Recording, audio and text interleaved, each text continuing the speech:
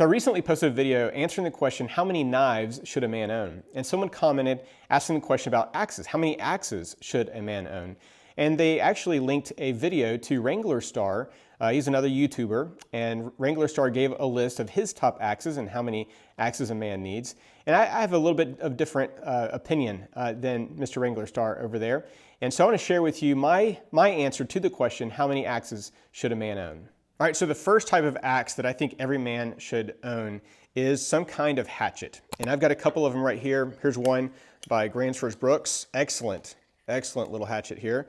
And here's one by Beavercraft. Both of these are good, high quality little hatchets.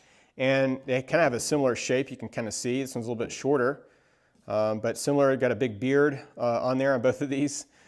So anyway, you know, with a little hatchet, obviously for things like kindling, camping, hiking, certainly campcraft, but they're small enough that you can easily just throw this in a backpack or a rucksack, take it with you. But it's just something I think every man should have around the house, around their property, near your wood pile, all those kinds of things, in your barn. So having a little hatchet like this is just so ideal. You know, someone even suggested self-defense. I don't know. I guess you could. I guess there's things I think are better than self-defense than this, but I guess you could. But anyway, you know, having a little hatchet like this certainly is so, I think, important for a man to have for so many activities around the house. Even if you don't have a wood stove or a fireplace that you regularly use this to chop up some kindling, you can still use it for outdoor fires and other things like that. So anyway, this is going to make the list today, little hatchet. All right, so the second kind of axe that I think that every man should own is a small axe. This would be an everyday axe. So this is my favorite axe right here. This is the Brooks Small Forest axe. This axe just goes with me everywhere, all over the property. This would be great for limbing, something like this. And you know, it's long enough that I can choke back. I can get two hands on this if I need to, but certainly, you know, short enough that I can do kindling and smaller processing with this as well. So I think this kind of size of an axe, again, here's a condor version. There's going to be a different blade or head design on this. You can see the difference there between this. But both of these is going to be shorter a little bit here. But you know, this is somewhere between a hatchet right here and a small axe. So I'm kind of putting it in this category right now because it is longer than the hatchets that I just showed you. But certainly something like this small forest axe by Brooks.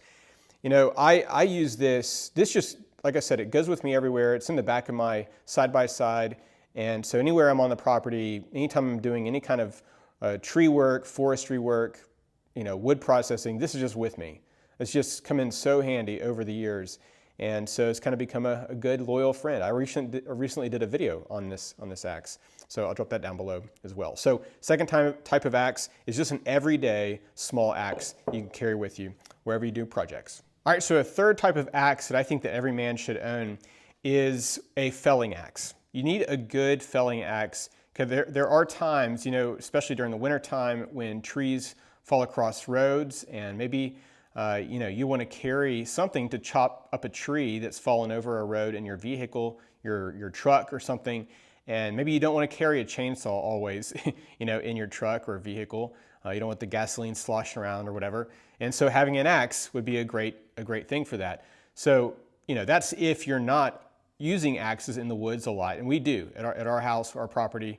We're using axes all the time. Of course, we use chainsaws as well. But there's something pleasurable and enjoyable about just felling a tree that needs to come down. If it's too close to your house, or for firewood it's dead, and you know, for firewood or something like that. And so, you know, here's just, I mean, this is just a full-size Council Tool American felling axe right here. So this is massive here. So, you know, that you can get some good power with that. But here's a couple a little bit smaller ones. These are all about the same size here. You know, here's one by Beavercraft. Again, I really like them as a company. But look at that beard on that thing. It's like almost like a Viking looking one. So, but the other thing about this is because of that, I can get my hand really far up here if I need to for something. So that's really nice. So something like that. Here's a smaller council tool. This is a small, I think they call this a boy's axe here. So it's not as long, but you can still easily, I've chopped down many trees with this axe right here. So, and then my favorite, of course, is the Gransfors Brooks. This is the Scandinavian forest axe. I've got a video on this, but I need to clean it up here. But my Scandinavian forest axe. But again, it's a good size to get 2 hands on and do some serious tree work. And in that video, I showed me chopping down a bunch of trees with this axe. So anyway, but that's certainly another type of axe to have, is just a basic felling axe. Whether you want to get the really large, long one or something more that's more manageable, but still can fell trees. Now, of course, if you have massive trees, if you live in an area with huge trees, we'll go for the larger axe.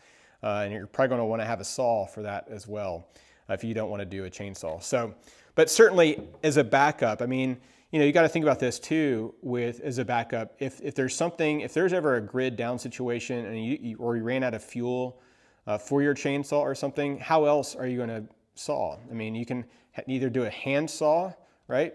A crosscut saw, something, or an axe. And so I think there's a prepping element here as well with having a felling axe like this. All right, so the fourth and final type of axe to have is some kind of splitting axe. So this one's by Husqvarna here. And I like splitting axes better than splitting mauls because they're just more athletic. You can get more swings in. I did add this collar right here myself, but I like this one a lot, this Husqvarna splitting axe. And I don't know, the only downside sometimes with a splitting axe, depending on the brand and that kind of thing, is the shape of the head and the cheeks right here. So the shape of the cheeks does make a difference. I like this one because it comes out almost to a ridge in the middle, which gives it that splitting power. So that's really nice.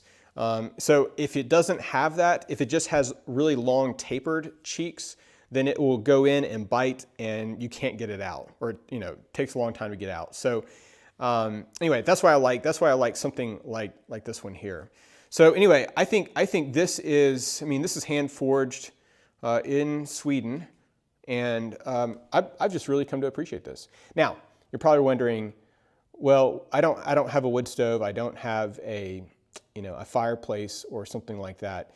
It doesn't matter. I don't think that really matters because I think as a man, if you want to be a provider and protector, you want to be ready and be prepared. And part of that is to have the tools available to take care of a situation, to take care of yourself and your family and others if you need to. And it could be a situation where you might need to build a fire, and that's going to take chopping up some wood. So, and there's also, again, there's a pleasure piece to this, and maybe even a workout. So I enjoy sometimes if I just want to just do a lot of hard work, get a good sweat going and all that. Well, there's nothing like chopping a bunch of firewood to do that. So I enjoy doing it, and so there's that piece too as well. So again, even if you don't have a fireplace or a wood stove, I still think it's a part of one of the 4 kind of axes that I think every man should own. Well guys, I hope this has been helpful for you today, and if you've not already done so, please consider hitting that like button and subscribing to the channel. We really appreciate you and your support for us, and we'll see you on the next video.